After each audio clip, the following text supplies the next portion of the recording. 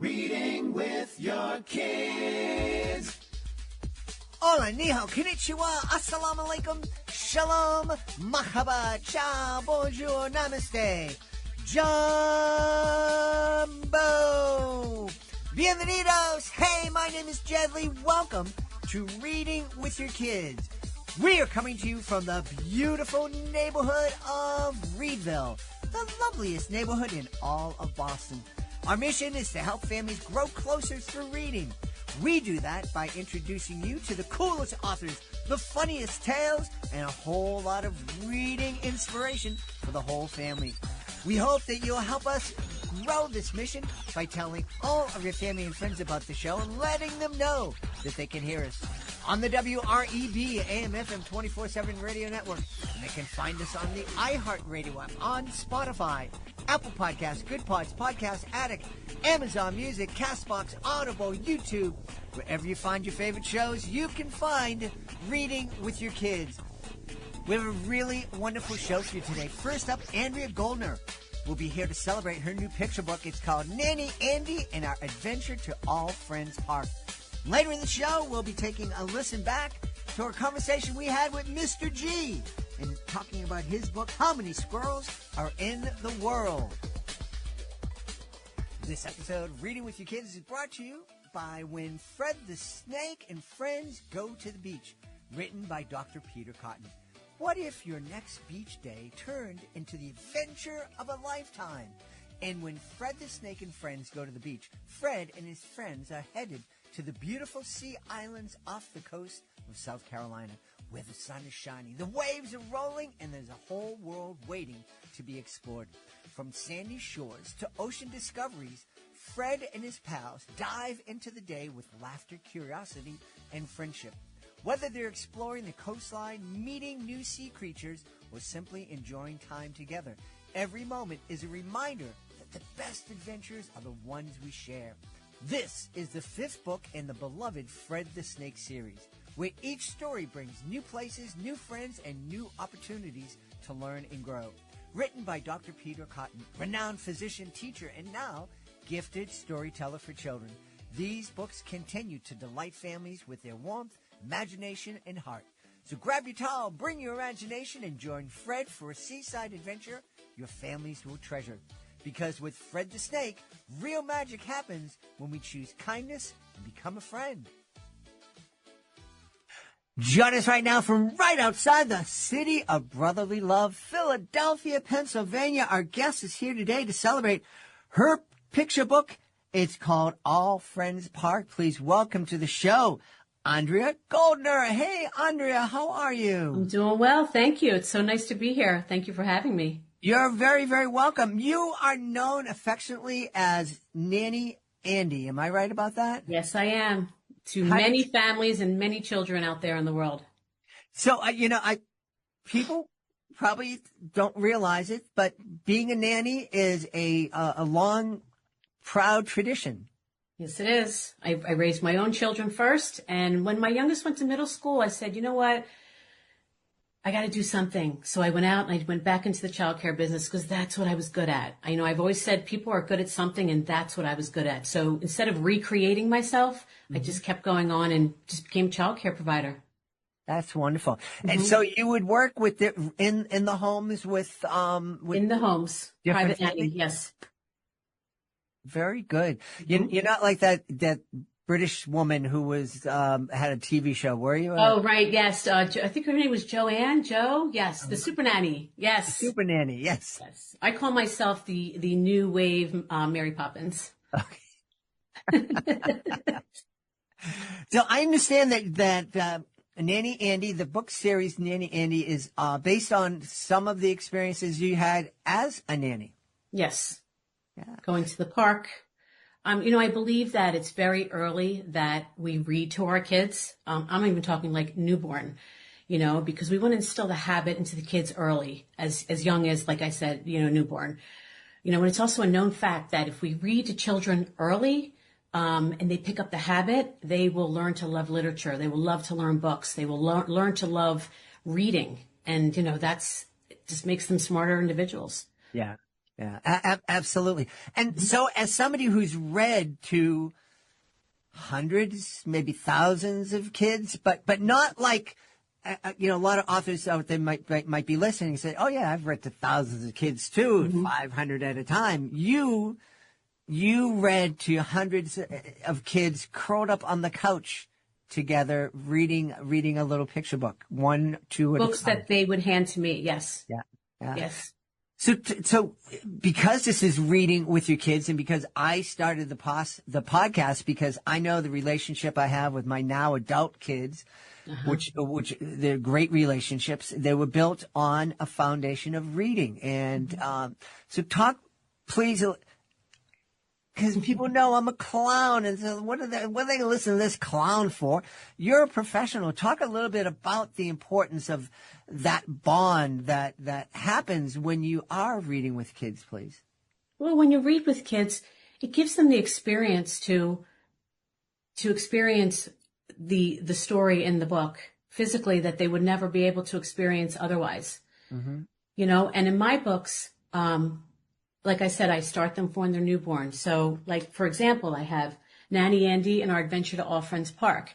Well, I'll start reading this to the newborn, and then by the time I take them to the park and they're able to go in the swings, they're not afraid. They know what the park's all about. We've been there through the books. Nanni Andi's been with them by their side, and it just makes for a better experience. Same thing with going to the museum. Same thing with going to the zoo.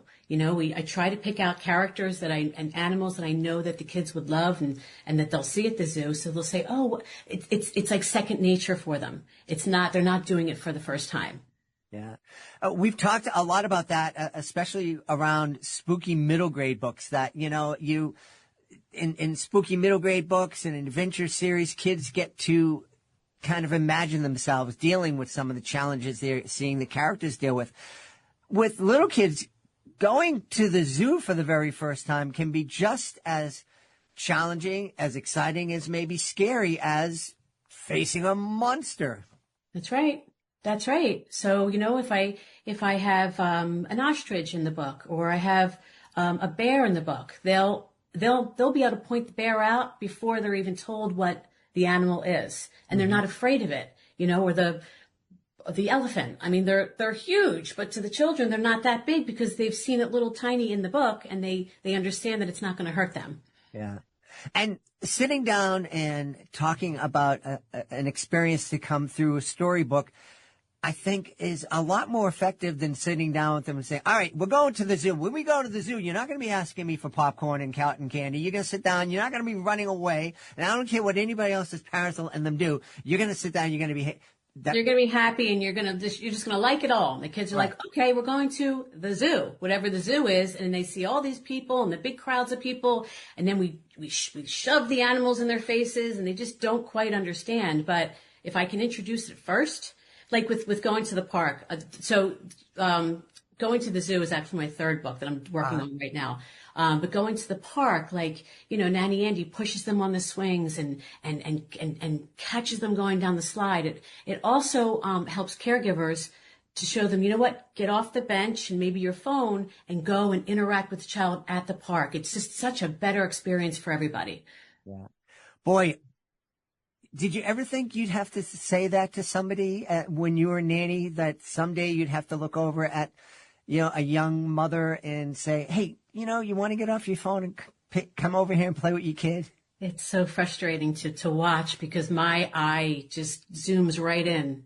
It zooms right in on the care of the child and what the caregiver's doing and why is the baby crying and the person's on their phone. And yes, it's very frustrating. Yeah. Or even just watching a baby holding a book by herself is like, I'm like, stop what you're doing, find a picnic bench and put the baby on your lap and, go through the books. And you know what? One day that baby will say, ball, red ball, slide.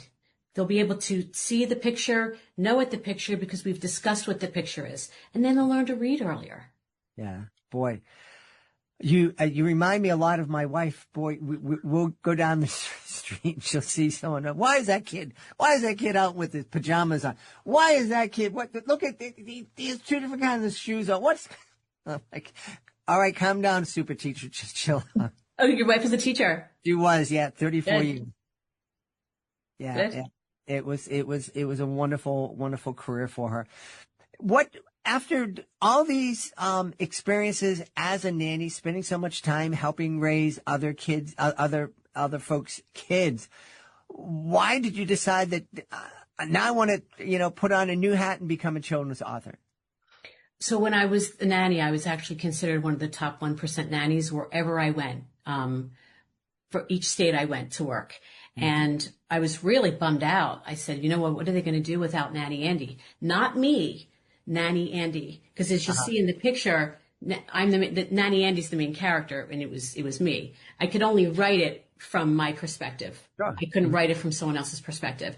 And oh wait, what was the question? I'm sorry. Just why did you decide to put on the because author hat? because I wanted other children who weren't able to experience Nanny Andi and the bond that they had, and also a teaching tool for caregivers who are out there and really don't know what to do with kids, don't know how to play with kids, don't know how to interact with kids. Nanny, people think that nanny is a very easy job and very easy to get the jobs, but they're not. It's not about just sitting there and watching the child play. It's about being interactive with the child. Right. I'm imagining there's somebody out there thinking, hey, you got to learn how to play with your kid. What do you mean you got to learn how to play with your kid? That's just comes natural, but probably doesn't. It doesn't. It does not come natural. No, especially now with all these social media platforms and the cell phones and the laptops, and they're the ones that are entertaining the children these days, not the physical person. Mm-hmm. Mm-hmm. And I believe that that's going to be kind of detrimental, because they're not getting that one-on-one emotional support. They may be getting an audiobook that reads to them, but they're not getting the touch and the feel and the you stop to ask them what they think. And I've actually gone as far as making matching coloring books, because cool. My point is after you read the book, it's not just about reading the book with the child. Afterwards, now you can experience your own day at the park, and you can color your own day at the park. Or maybe add, if there's a dog in the park, in the book, maybe they can add a cat. Maybe they have a cat. And then they can color their own day at the park, and it'll just reinforce the bonding and the reading that they had. So that when they go, that's just a double reinforcement for them. Yeah. Now, I agree. I've said that I'm really glad that my kids are older and I didn't have to deal with social media and all that. My kids spent a fair amount of time on screens, but I was there with them. Right. Unfortunately, I watched every episode of Barney with my son. But we sang the songs together, and my daughter had much better taste, or maybe better opportunities in the shows that she liked. We would watch Zaboomafoo together and Kraft Brothers, but I'd be in Blue's Clues, but instead of just putting my kids in front of the TV and then going off and doing something else, I'm sitting there with them. And, when the Kraft Brothers needed to go into the closet, me and my daughter would look at each other and go, oh no, what's going to happen next? And That's right. It was the same as when we were reading a book together. So screens aren't evil in and of themselves. No, they're not. Screens... No, they're not. And plus, a mom, especially if they're a stay-at-home mom, they need that time. Mm-hmm. Put the kitchen back together, get dinner ready. I totally understand. So no, they're not. They're not evil. My kids watched Barney and Teletubbies. They watched all those shows. They loved them. But we were also big readers too. Yeah. One of the things I am eternally grateful for is neither one of my kids liked Teletubbies. Okay. And I didn't have a problem with them because they were purple and all that other, whatever the nonsense was back then. It was just I can't deal with this. Well, the voices, they could have definitely done away with the voices, because then my kids started talking like them. And I said, you know what? That's it. No more Teletubbies. Winky Dinky is like, you got to, just talk like you do. And then you can continue to watch them. That's why in book form, it's so much better. Right. Yeah. The kid in the sun was that was the thing that creeped me out a lot about it. We saw a couple. The baby in the sun as it would fade away. Yeah. No, thankfully. Yeah, that was. But Barney was cool. I went through him with all three of my daughters. Barney. Well, I gotta tell you, I had a slightly different experience, Andrea. When my son was born, shortly after I had a tour of schools in Pennsylvania, all throughout the state from Philly to Pittsburgh, and my beautiful wife had never been, and she was still on maternity leave. Mm-hmm. So we went and, we had to listen to the Barney cassette tape from Philadelphia to Pittsburgh, back to Williamsport, and then back on up to Boston. And that was difficult. Yes. Yes. I can imagine.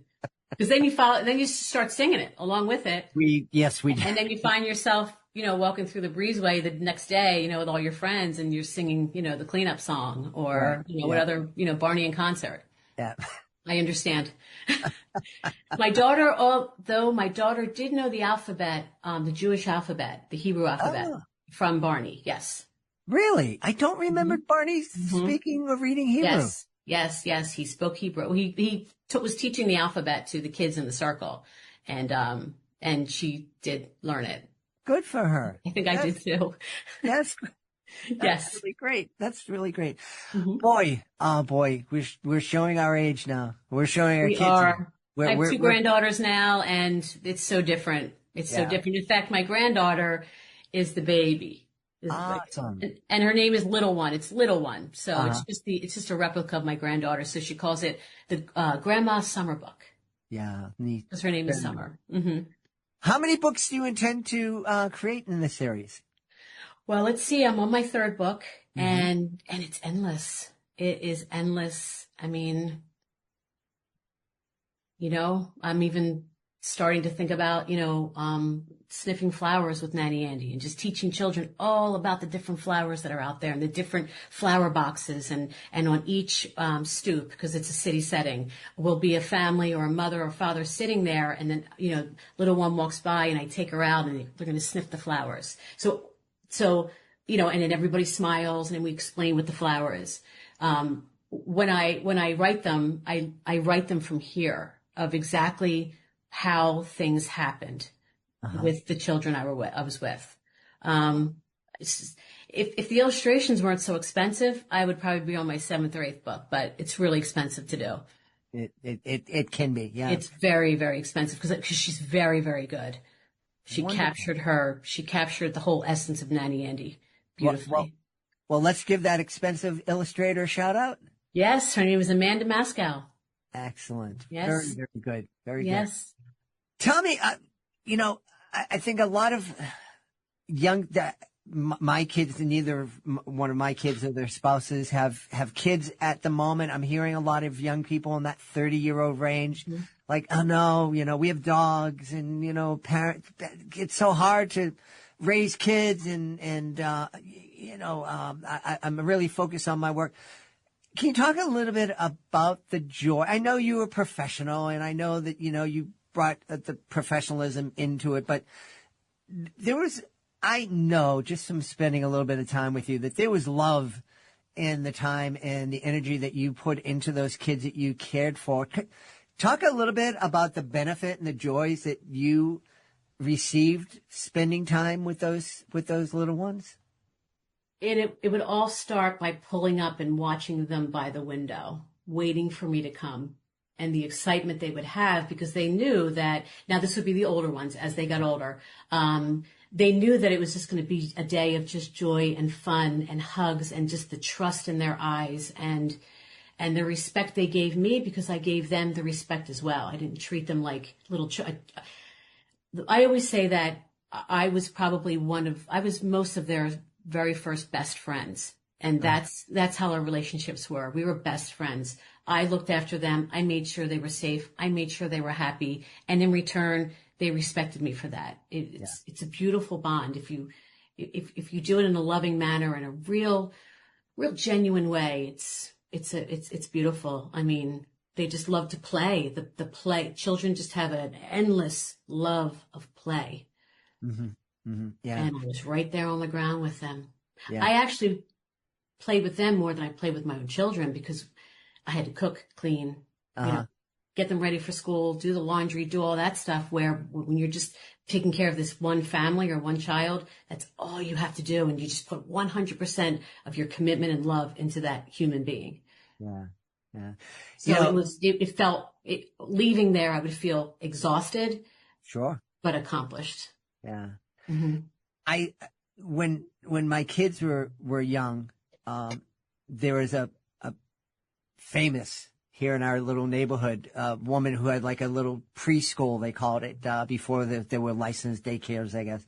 But anybody's like, oh, you got to put so-and-so, you got to put your kids in Miss so-and-so's preschool. It's such a great place. And we had my mom, and my mom enjoyed taking care of the kids and would get down and play and all this other kind of stuff. And God bless her.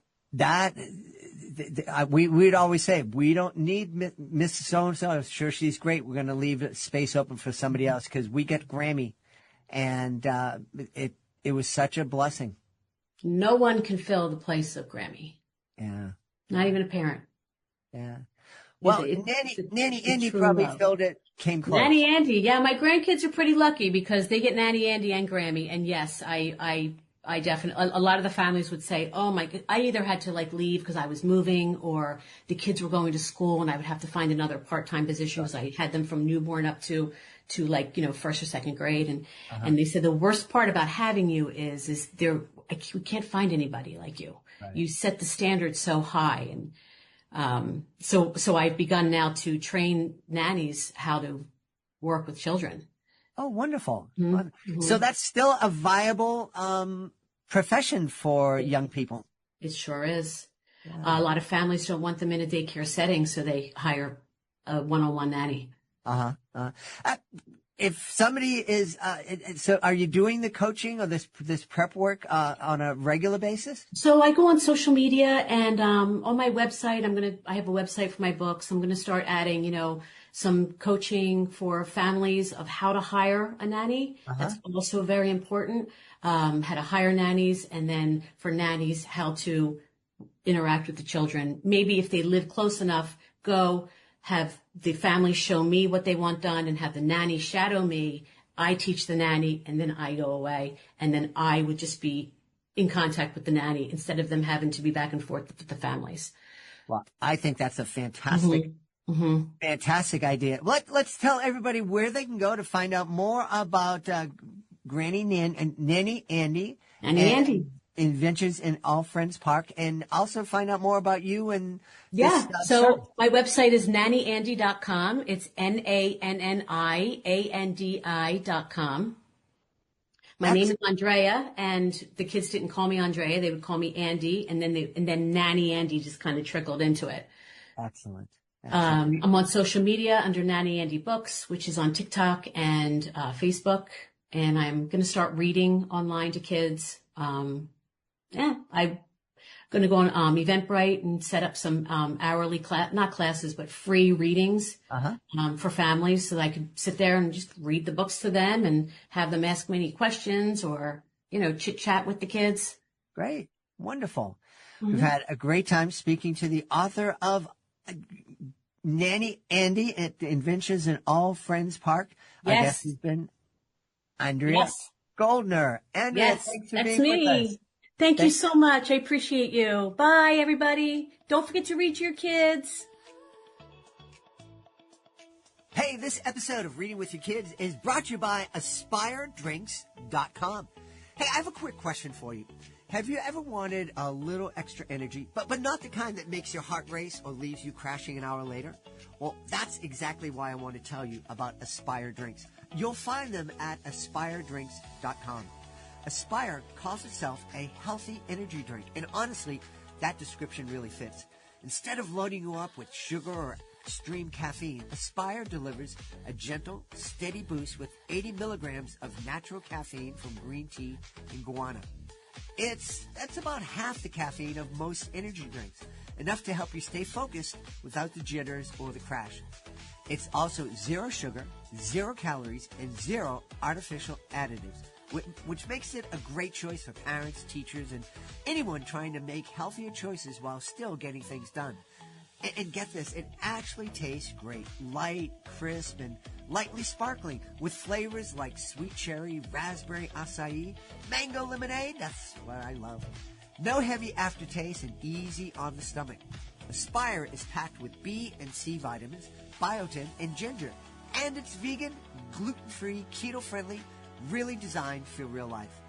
And just for Reading with Your Kids listeners, you can get an exclusive discount of 20% off. That's the highest discount available when you shop at AspireDrinks.com and use our promo code READ. That's READ at AspireDrinks.com. Healthy energy done right.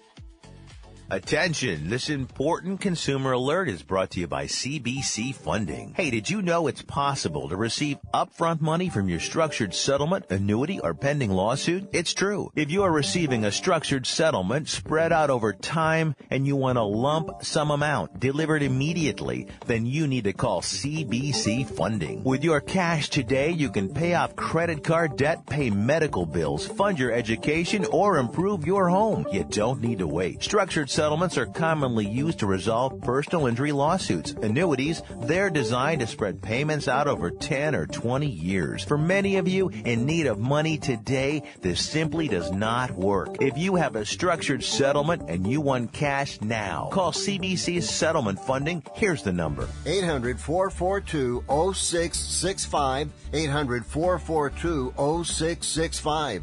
That's 800-442-0665. This episode of Reading with Your Kids is sponsored by Ramble Office.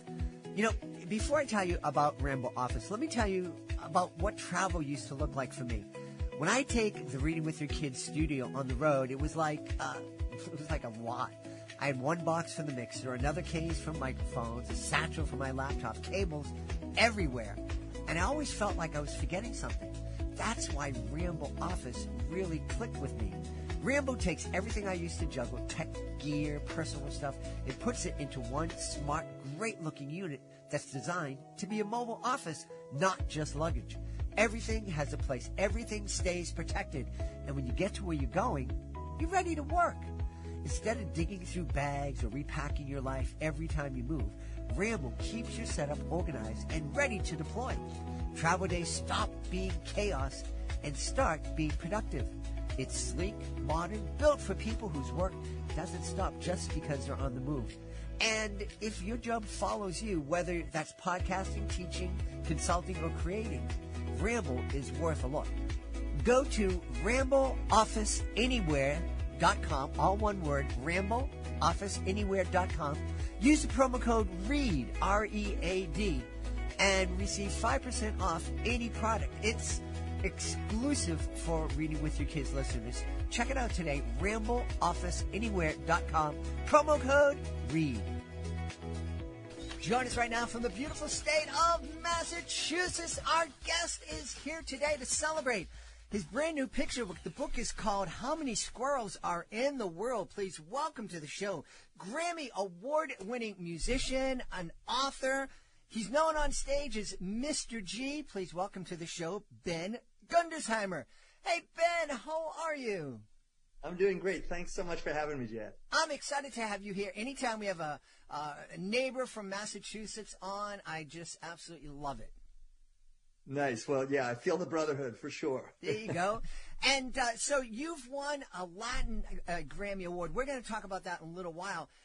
How many squirrels are in the world?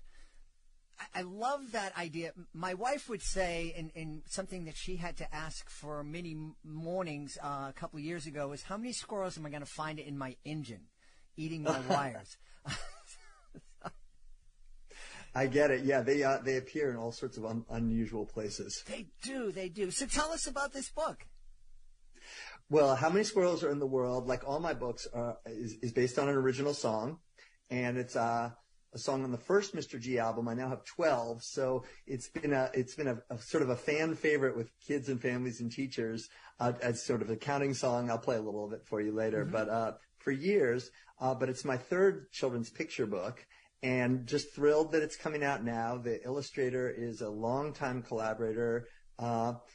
His name is Marcos Almada Rivero. He's a phenomenal artist from Mexico, and Marcos actually illustrated my first book called Señorita Mariposa, which is a bilingual book about the monarch butterfly migration. So we're thrilled to have this one out now. That's so, you mentioned monarch butterflies. I was like amazed that these teeny little creatures are able to fly from Massachusetts and even further north all the way down to Mexico. And they don't have any GPS. Well, they obviously have some kind of GPS, but it ain't anything that we're familiar with. Absolutely. No, I mean, that it's one of the most remarkable phenomena in nature that I'm familiar with. As you said, they undertake this extraordinary migration, 3,000 miles in some cases from Canada, right through our backyard in Massachusetts to the mountains of Michoacan in Mexico, to this very specific mountain range. Actually, before the pandemic, I went to Mexico with Marcos, and there's a fabulous documentary film on our website of us observing the monarch butterflies in the mountains of Michoacan. That's awesome. That's awesome. Yeah. So was there something, my wife wouldn't have been able to write a children's book based on her experience with squirrels. It wouldn't be appropriate. But was there something in particular that inspired how many squirrels are in the world? Well, it may have to do with the fact that just in general, I've always been sort of fascinated with the natural world. And a lot of my songs and stories are inspired by that, just observing nature, whether it's the monarch butterfly in my backyard and then learning that it undertakes this migration. But in truth, I had a dog when I was a kid growing up in Philadelphia, and in theory, she was the family dog, but I was the one who really bonded with the dog and thus walked her all the time. And she was very much engaged with our local squirrel population, really curious about it. So early childhood memories of being like 4 or 5 years old, like dragged down the street as she took off after a squirrel. So I probably by extension took an interest in the squirrels that were, and this is part of the thing that's fun about squirrels is they're everywhere. And even in urban settings like what I grew up in, there's squirrels all over the place. There was actually a fun article in the New York Times not long ago about a squirrel census that they undertook in Central Park. So whether you're out in the woods where I live now, squirrels everywhere in the forest or in the middle of the city, you can find them. Yeah. We've hosted international kids here in our home. And I remember one year we had some young women from Japan celebrating Thanksgiving while they were studying in Boston with us. And they were just amazed by the squirrels. They were just fascinated. And I'm like, there's like 1 million out there. You want to take some home, be my guest. But I think we forget, we take for granted a lot of the nature that's around us. Absolutely. And, I know a lot of your work with this podcast is about, trying to engage families together. And to me, having just mentioned this sort of the humorous origins of the book, a larger sort of mission behind the scenes is just like with reading with kids and bringing families together is this notion that these days, so many people are just on their screen all the time. Mm-hmm. Sometimes I'll go out to a restaurant and I'll see everyone in the family on their own device, which I find a bit depressing. Mm-hmm. So the notion of getting out as a family and taking an interest in our surroundings, and observing the natural world. That's like nature to me, like that's the best show on earth. And so as a way for families to gather, to just walk out their door, you're going to see something. It might be a squirrel, it might be a bird, but like and trying to count it up and, that component. I mean, this is a counting book for younger kids, but in a more macro sense, in terms of the work that I do, I really want, humans, let's call them in this case families, to just take more of an appreciation and observation of the natural world, because I just feel like we can't protect anything we don't value. Mm-hmm. And also to realize that we're just part of all of us, just a larger ecosystem. We're sharing the planet with the squirrels and with the butterflies, et cetera. So, I know myself when I have traveled and explored Central America, there was very little times when I was on my screen because there was so many different things, especially when we were out in the rainforest. And I had the same experience. I was seeing all these creatures that were exotic to me, and the people, around me from Costa Rica or Panama are just like, we got a bazillion of those. But it was unique, and it was something that I really wanted to connect with. Absolutely, absolutely. And I think with a book like this, I think the point you just made is so spot on. Like when we're in a different culture, and I've been fortunate to travel and perform a lot in Latin America, but also in Europe and India. When I'm in these places that are so far from home, everything's inspiring and fascinating. And the last thing you want to do is, for me, and obviously you too, is like be on the screen when the world outside is so fascinating. When we're home, as you said, we all fall into our sort of, call it ruts of normalcy, where we just become sort of inured to the world around us. But in fact, if we think about kids, everything's new for the kids, and so talking about a 3 or 4 or 5-year-old, like the squirrels are fascinating, as are all stimuli. And so trying to retain, I think this is another thing that I care a lot about with my work, is like trying and to retain sort of like a childlike sense of wonder and engage kids where they are. Another thing with squirrels is like they're on eye level, they're zipping around. It's just, that's fun for kids. And so to try to, with me, I'm always trying to like find an entry point and the music is really helpful, like make it catchy, make it fun. So it's not like a lesson per se. It's just like what I find, like when learning really is transparent if people are having fun, whether they're kids or adults. And so the notion of trying to count all the squirrels in the world, of course, that's sort of ludicrous, but it's like a fun endeavor. And in the book, the way Marcos, the illustrator, did it, he's so brilliant. It's just like this little girl with her dog, and she's really determined to count the squirrels in her neighborhood. So it's just like a cute quest of a kid, of like a little citizen scientist, like really serious about getting to the bottom of that eternal question. Well, you've mentioned a couple of times your music, and that this book was inspired by your song of the same, I'm guessing the same title. Yep. Can you give us a little bit of that? Sure. So I'll just give you the chorus. It goes like this. How many squirrels are in the world? How many squirrels are in the world? I'm looking high, I'm looking low, I'm counting squirrels everywhere I go. That kind of thing. All right. Yeah. I love that. Hey, you mentioned you've had a chance to perform all over the world. I haven't had a chance to perform all over the world, but I have had a chance to perform all over the country in Puerto Rico, and I've noticed a difference in the different places I've gone to. We recently had Enrique Moras, who is the publisher of Syncretic Press, who brings books published in Latin America here to the United States. And we talked about the different differences in books that are published for the Latin American audience and how they differ from books that are published here. What kind of differences do you find in either music for kids that's produced in Latin America or different places around the world, or just in the audiences?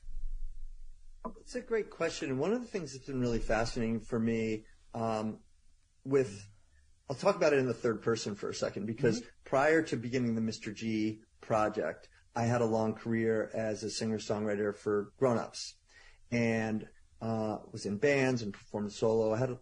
Did all kinds of stuff with that. And I noticed wildly different responses in different cultures and communities. In the Mr. G project, what's been fascinating is, there's this cliche, and I can speak much more to music with this than the books, because, while we do book events on tour, I've been doing the music much longer. And that cliche of how music is the universal language, I've really found that to be true in really fascinating ways, unlike any other project that I've been involved with music. And I'm talking about like whether performing in the middle of Chicago or Miami or LA, not to mention in Guatemala or Mexico or Colombia. In those countries, that's wonderful because we're singing in Spanish. A lot of my music is bilingual, Spanish, English. And so I think there's some exoticism there when I show up in Panama, and I'm singing in Spanish as an American guy. That said, we've also performed in India. I don't speak the language, and so it's much more, at that point, it's just conveying energy, and rhythm and sort of a shared humanity and way of, and a desire to connect sort of across cultures beyond borders. And that's really important to me. And with the books, one of the things that's been, I have 4 children's books out now based on these original songs. All the illustrators are international. So I mentioned Marcos did Señorita Mariposa and How Many Squirrels Are in the World. There's a book called Lila Tov, Good Night, which is a lullaby. It's sort of a refugee immigration narrative with a wonderful artist from Israel. And a book called We'll Make Things Better Together with a woman who's from Thailand originally. And that matters to me a lot as well, like so these cross-cultural artistic collaborations, because I've been doing that with the music for many years, but now with the books as well. But to your point about what have I noticed about the differences, it's more like what I've noticed about the similarities, which is, that's what's really been fascinating. It's just like the same degree of energy, joy, with kids, but also by definition at our concerts or our book events, the kids are never there by themselves. They're there with their parents or their grandparents or their teachers.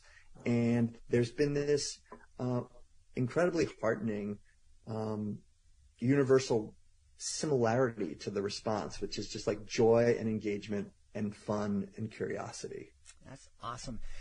One of the things, I just share this real quick with you. One of the things that I noticed when I was performing in my first or second tour in Puerto Rico, I used to do, before I get to this age of almost 100, do all sorts of pratfalls on stage. And here in the States, I'd fall off a chair and people would laugh. But down in Puerto Rico, I fell off a chair and all the kids laughed, and then they started to applaud. And I said, it was really caught me off guard. And it happened everywhere I went in Puerto Rico. And someone just explained, well, they just appreciate the art. And they recognize that that's a skill. And I'm like, great, it is a skill. And why don't people in the United States recognize that? Yeah. Well, I would say that's great. I mean, there are these cultural differences for sure. And for me, part of it's been more like linguistic. Like with this song, How Many Squirrels Are in the World? We played this in England years ago, in London in a school. And I could tell it wasn't, kids kind of weren't responding in the way that this would be an example of a difference, in a way that I was accustomed to. And then we learned that the British pronounce that word squirrels. So it's like just a different way of phrasing and my American accent and all that. So once we overcame that, like the fundamental word of the song, we pronounced it differently. Yeah. We were all good because they have squirrels all over the place in England as well. I'm curious, how and why did you make the transition from performing for grown-ups and being in bands, which is a dream for so many people, to becoming a kids entertainer? When I was a kid, becoming sort of infatuated with musical artists and authors and sort of fantasizing about what that life might be like and aspiring to that. Like I started writing songs when I was about 9 and got my first guitar. And, a lot of my role models were these musicians who used their platform for something bigger than their music itself. And I was really inspired by that. Same with authors. But really musicians. And so I envisioned a life in music where I was making albums, touring, but also having some impact for like the greater good, for lack of a better way of putting it. And I hit a point in my career in the music business where I just wasn't feeling that was happening. And the industry itself, I was getting a little jaded on. It just seemed to like, a lot of it was like too cool for school and this hipster culture. And, I just wasn't feeling inspired by that. So the last touring band I had, we had sort of this dual identity. We would play in clubs and theaters and do the stuff that rock bands do. But we also had another entirely different identity called the Roots Music Collective, where we would go and do school assemblies. So sometimes we'd be out till 2 a.m. playing at a club, and at 8 the next morning would be under the fluorescent lights in the gym, doing our assembly on the roots of American music. And what I found over time was like those audiences, that's what I felt really moved by. And it was just the enthusiasm and the openness that those children, young children, had to music. That touched me and reawakened with me that sort of curiosity and openness to music that I was losing hold of. So I actually went back and got a master's in education with the intention of getting out of the music business and becoming a classroom teacher. And I did that, really thinking I was leaving music as a profession behind. And when I was an elementary school teacher, I used to write songs for my kids. And it started off just like at fun for recess, or like the first Mr. G album was called Pizza for Breakfast, so like fun songs like that to make them laugh. But I also would write songs that were related to the curriculum. So things about like how many squirrels could be considered a book like that, like a counting book. We all need to learn how to count, and this how many squirrels are in the world, for lack of, there's a scientist, family cohesion element, nature observation, but it's also nuts and bolts like a counting book. So started writing songs that could be useful in the classroom or for kids to, remember math, how to do math, or something we were reading about, a book report, whatnot. Just because music, when it's catchy, is such a wonderful way to learn. Anyway, over time, I found myself back in the music business in an unexpected way, because like the parents of my elementary school students started asking me to play birthday parties for their kids, and we would do local coffee shops in Northampton, Massachusetts, where we're based. And just like a rock band, it sort of started to grow word of mouth. So we started to play around Massachusetts, then around New England. And next thing I knew, I wasn't a classroom teacher anymore. I was back to being a full-time touring musician and now an author, but with a much more rewarding life, like playing for parents and kids and teachers. Yeah. You were mentioning that the music that I grew up with, that had a lot of, I don't know if meat on it is the right phrase, but it just had a lot of substance. It wasn't just, I need to get with a girl and I need to fall in love. Exactly. Exactly. I couldn't agree more. And so, I wasn't resonating with that. And so it was by far not a planned trajectory, it's still a work in progress, but it's been full of unexpected, but like delightful surprises to find a way back to music in a way that feels more impactful and more aligned with my values. Yeah. Hey, I have to ask, can you play a little bit of Señorita Mariposa? Sure. Absolutely.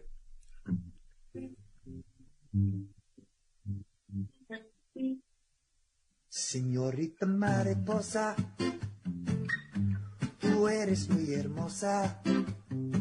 Señorita Mariposa, tú eres muy hermosa. Te quiero a ti. Little butterfly, you just caught my eye. Little butterfly, flying through the sky. I'm so happy you're alive. Con tus alas preciosas, cuando te posas en la rosa.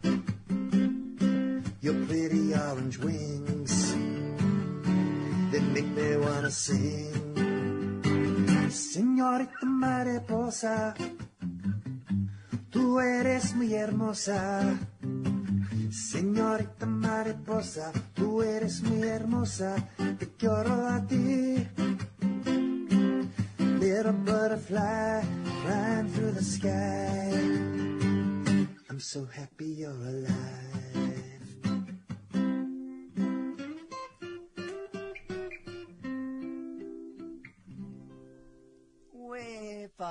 Very good. Fantastic. Hey, I gotta ask, how did a guy from Philly who landed in central Massachusetts end up winning a Latin Grammy and performing all over Latin America?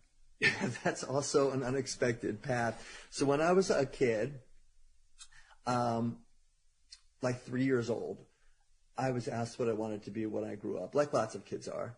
And I already knew the answer to that question. I said, I want to be a musician and a baseball player. And in fact, those were long-standing passions. Obviously, the music, but I played baseball all through college.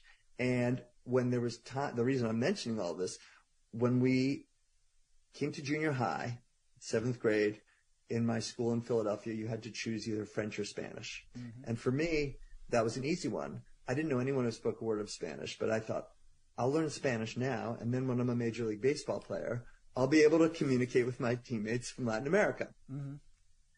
So, sure enough, I started taking Spanish. I loved the language, and kept up with it all through high school, did a semester in Spain in college, and traveled a lot in Latin America. But during that whole incarnation, when I was a singer-songwriter for grown-ups, it never occurred to me to write songs in Spanish. It was only when I sort of became Mr. G, and my wife and I were on our honeymoon in Colombia, and I was on the beach one day in this really remote jungle area called Parque Tayrona, and I brought my mandolin on the trip. And some kids came up to me. They were fascinated with what we were doing there and what was this instrument. So I wrote a song on the spot for them called Vamos a la Playa. There's actually a video of it on our YouTube channel, like filmed right on the spot. My wife had a camera. I wrote it, and we just did it. And so I put on that trip, I wrote several bilingual songs because I was just like playing on the street or meeting kids like that. We put them on the next Mr. G album, and people took a real interest in the bilingual music. And subsequently, we were traveling more in Mexico and Guatemala. I kept writing songs like that, and never knowing there was something like that even existed, like a Latin Grammy Award for children's music. I had no idea. And so over time, the bilingual component, people took such an interest in it that I've started to fuse together my interest in Spanish with the music and the culture, with the nature component. One of our album that won the Latin Grammy is called Los Animales, the animals. So you can imagine what that's about. And there's one called Mundo Verde, Green World. So a lot of original bilingual songs with nature themes. So it's been an incredible journey that way. That's fascinating. Well, I'm so happy that we've had a chance to talk about how many squirrels are in the world and so many other things. We should let people know where they can go to find out more about you, your books, and your music. Thanks so much, Jed. So here's the thing. In my website is mrgsongs.com, and that's all spelled out, M-I-S-T-E-R-G, Mr. G, all one word, Mr. G Songs. So MISTERGSONGS.com. But my actual given name is Ben Gundersheimer. Anyone want to try to spell that? Go for it. Good luck. But on the book jackets, it's Ben Gundersheimer and parentheses Mr. G. So you can find us in bookstores everywhere, but please visit the site. There are all sorts of great videos there, including the visit to visit the butterflies in Michoacan and playing the squirrel song and traveling all over the world. Yeah. Well, we've had a really fun time speaking with and listening to Mr. G, Ben Gundersheimer. My friend, thank you so much for being with us, and please come back. It's a pleasure. Thanks so much for having me. Have a great day, Jed. Hey, we hope you've enjoyed this episode of Reading with Your Kids, and will join us for the next exciting episode of the show. This episode made you smile or gave you something to think about? Please consider sharing a link to the show with someone you love. Leave a 5-star review, and of course subscribe to the show wherever you find your favorite shows. Also want to encourage you to connect with us on social media, facebook.com/readingwithyourkids, at Reading With Your Kids on Instagram, at Jedley Magic on X, our YouTube channel, youtube.com/readingwithyourkids, and our website, readingwithyourkids.com. Want to thank the folks who made today's show so wonderful, starting with our guest, Andrea Goldner. Please be sure to check out Nanni Andi and our adventure to All Friends Park. Also want to thank Mr. G. Please be sure to check out how many squirrels are in the world. I want to thank my team, Chris Doherty, Jackson Sadalero. I I want to thank my beautiful wife for all the support and love she brings to my life. We also want to thank you. You're pretty amazing. You bring love and happiness and so much joy and support to the people that you love. Please continue to do that. And please remember, you're making the world a better, more empathetic, more beautiful place every single time you read with your kids. I'll be looking for you in the next episode of Reading with Your Kids.